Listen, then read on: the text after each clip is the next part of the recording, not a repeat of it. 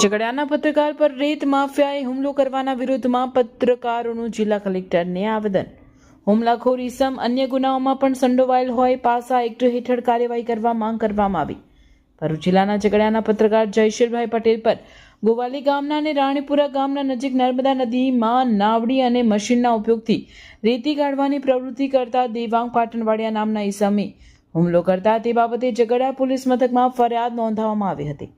દરમિયાન પત્રકારો દ્વારા ભરૂચ જિલ્લા કલેક્ટર અને જિલ્લા પોલીસ વડાને આવેદન આપીને પત્રકાર પર હુમલો કરનાર રેતી માફિયા દેવાંગ ઉર્ફે લાલુ ઈશ્વરભાઈ પાટણવાડિયા પર કડક કાર્યવાહી કરવામાં આવે તેવી માંગ કરી હતી। વધુમાં જણાવાયું હતું કે સદર ઈસમ દેવાંગ પાટણવાડિયા પર અગાઉ પણ ભૂસ્તર વિભાગ દ્વારા કાર્યવાહી કરવામાં આવી હતી તેમજ મહિલા પર દુષ્કર્મના ગુનામાં સજા પણ થઈ હતી। આવેદનપત્ર આપવામાં ઝઘડિયાના પત્રકારો સાથે ભરૂચ જિલ્લાના અન્ય પત્રકારો પણ જોડાયા હતા અને પત્રકાર પરના હુમલાનો હુમલાખોર પર તાકીદે કડક પગલાં ભરાય તેવી માંગ કરી હતી। ઉલ્લેખનીય છે કે રાણીપુરા ગામ નજીક પત્રકાર જયશીલ પટેલ પર હુમલો કરવાની ઘટના બની તે સમયે ઘટનાસ્થળે કેટલાક અધિકારીઓ પણ ઉપસ્થિત હતા છતાં તેમની હાજરીમાં પણ એક રેતી માફિયાએ પત્રકાર પર હુમલો કર્યો તે બાબત પણ આશ્ચર્યજનક ગણાય।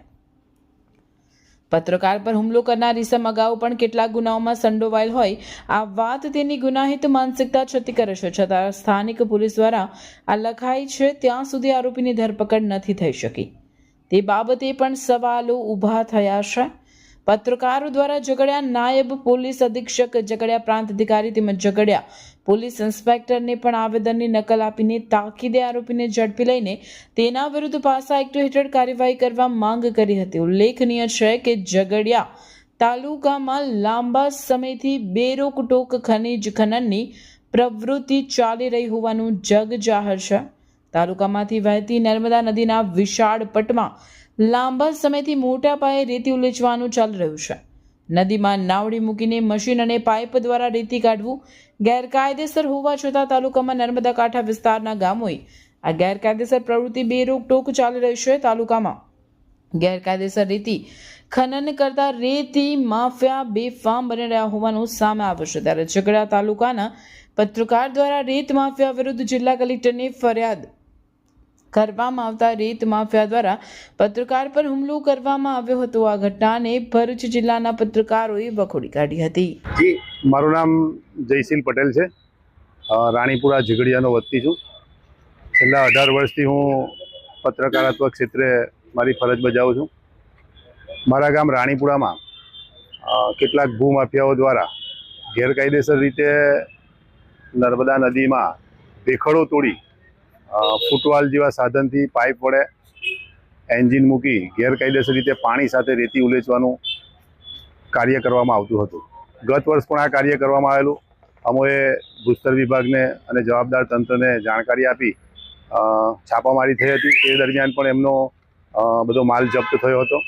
ચાલુ સાલે ફરીથી ગત 25 તારીખના રોજ ગોવાલી ગામના દેવાંગ ઉર્ફે લાલો ઈશ્વરભાઈ પાટણવાડિયા ઠાકોર નાઓ દ્વારા મોટા મશીનો નાવડી બાજ પાઇપો વગેરે લાવી નર્મદા નદી અને અમારા ખેતરોની વચ્ચે જે પ્રોટેક્શન વોલનું કામ કરતી એવી દિવાલો જેને ભેખડ કહીએ ભેખડ તોડી અને સીધું નર્મદાના વહેતા પાણીની અંદરથી પાઇપલાઇન દ્વારા પાણી સાથે રેતી ઉલેચવાનું કાર્ય કરવાની તજવીજ હાથ ધરેલી જેના માટે એ લોકોએ ટેસ્ટિંગ પણ કર્યું હતું।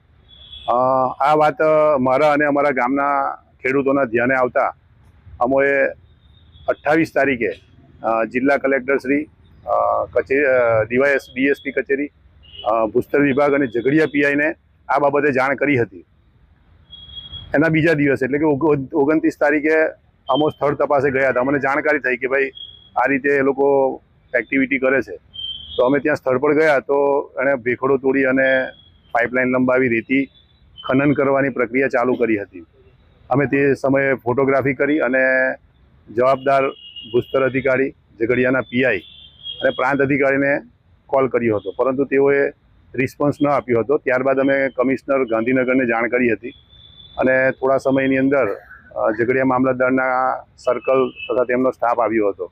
તે દરમિયાન અધિકારીઓ અને 112ના પોલીસ કર્મચારીઓની હાજરીમાં જે ગેરકાયદેસર રીતે રેતી ખનન કરતો દિવાંગ ઉર્ફે લાલો ઈશ્વરભાઈ પાટણવાડિયા ઠાકોર નાઓએ અધિકારીઓ સાથે આવીને તેની વાતચીત શરૂ કરી હતી કે આ મારું છે આમ તેમ.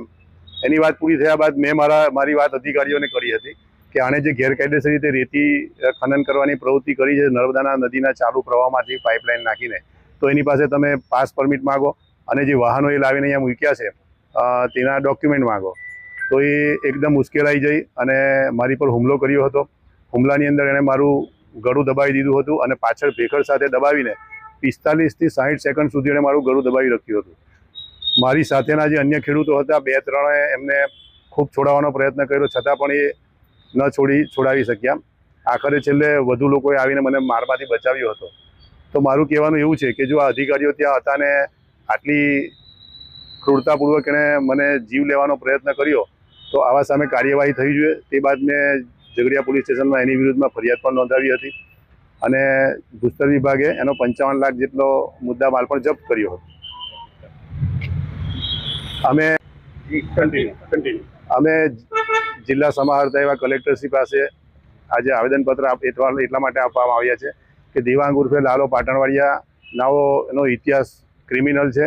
અગાઉ પણ એની પર મહિલા સાથે દુષ્કર્મના કેસમાં એને સજા થઈ છે. ખાણ ખનીજ વિભાગ દ્વારા 3 થી 4 એની પર ફરિયાદ થઈ છે અને મારી પર જે હુમલો કર્યો એમાં જૂની 307ની કલમ એટલે કે હત્યાના પ્રયાસની કલમનો ઉમેરો થાય અને તેની પાસા હેઠળ ધરપકડ થાય એવી અમારી માંગણી છે.